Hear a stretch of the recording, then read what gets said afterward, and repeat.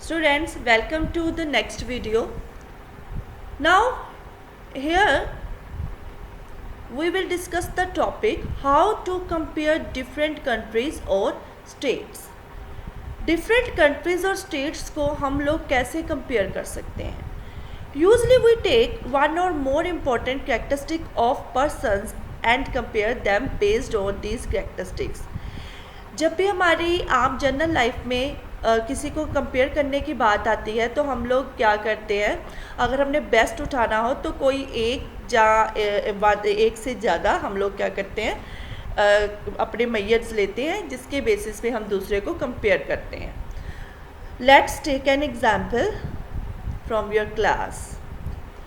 As in your class different students have different heights, health, talent and interest. तुम्हारी class में जो students हैं वो अलग अलग हाइट के हैं, सभी की हेल्थ भी सेम नहीं है, डिफ़र करती है, टैलेंट और इंटरेस्ट भी डिफ़र करते हैं.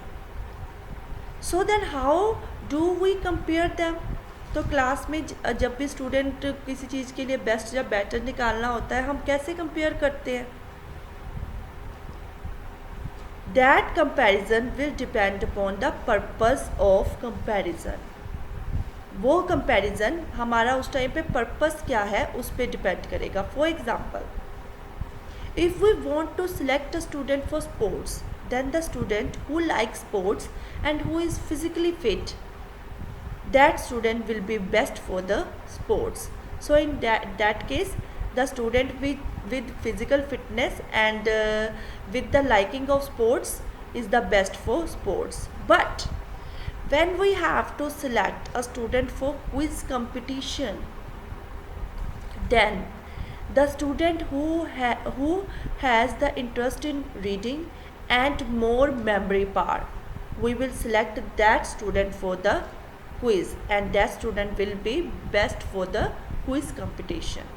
So in these two examples you can see that purpose for comparison is different. That is why the base for the comparison is also different. Now for comparing countries, we generally take the average income and the average income is also called per capita income. Formula for per capita or average income is total income of the area divided by the total population. So if we take the average income of a nation, or we have to calculate the per capita income of a nation, then we will divide the total income of that nation by the total population of that country to get per capita income or average income. For example, according to the World Development Reports in 2017, they used the average income to classify the countries. According to that, those countries which has the per capita income or average income equal to or above than 12,056 per annum US dollars, they are recognized as rich countries. वो वाली countries जिनकी साल की एक पूरे साल की जो इनकम है, एवरेज इनकम है, जब पर कैपिटा इनकम है, वो 12,056 US डॉलर के इक्वल थी या उससे अबव थी, उनको रिच कंट्रीज़ कहा गया है. And those countries which has the per capita income equal to or less than 955 US dollars, they are considered as low income countries. तो इसमें क्या बताया है, वो वाली कंट्रीज़ जिनकी पर कैपिटा इनकम या एवरेज इनकम $955 per annum से कम या उससे इक्वल टू है उन कंट्रीज़ को लो इनकम कंट्रीज़ बताया गया है।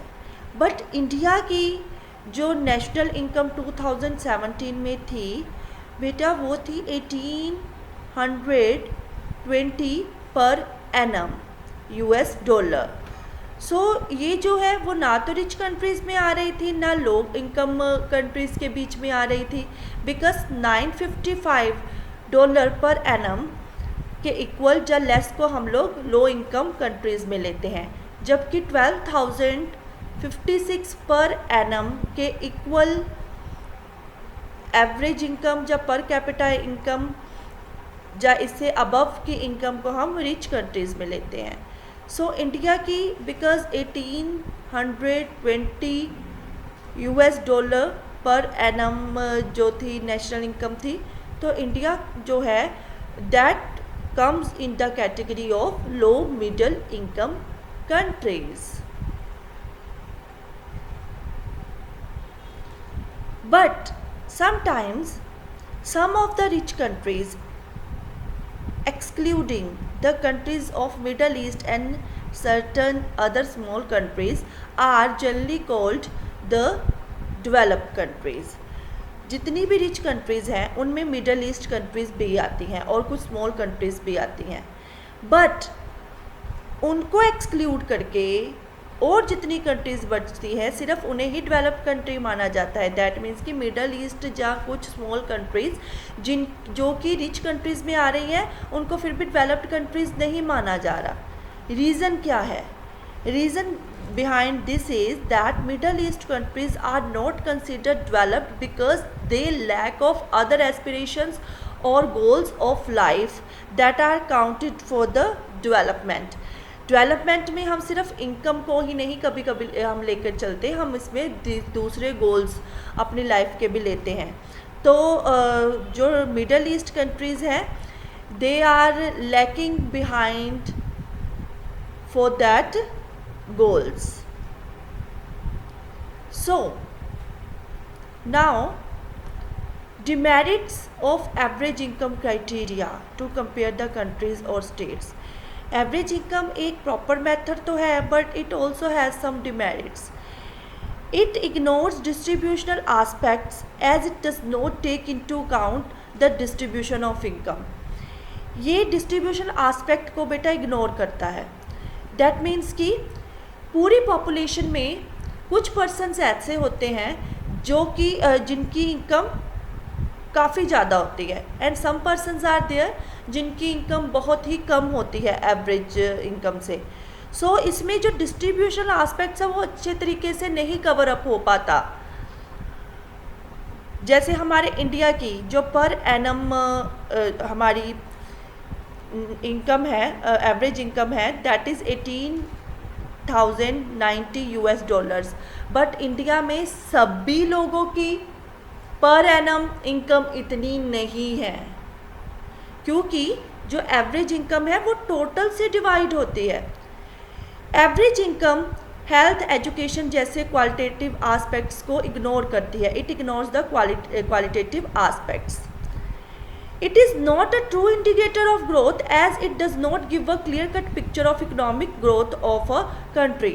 ये एक true indicator of growth नहीं है, क्योंकि इसमें जो मेन इकोनॉमिक ग्रोथ नहीं आ पाती, क्योंकि ये डिस्ट्रीब्यूशन एस्पेक्ट्स को क्या करती है, इग्नोर कर जाती है, जिससे इसमें ये बात छिपी रह जाती है कि किसी कंट्री में कितने पुअर पीपल हैं। So now we will do our next topic, income and other criteria, in another video.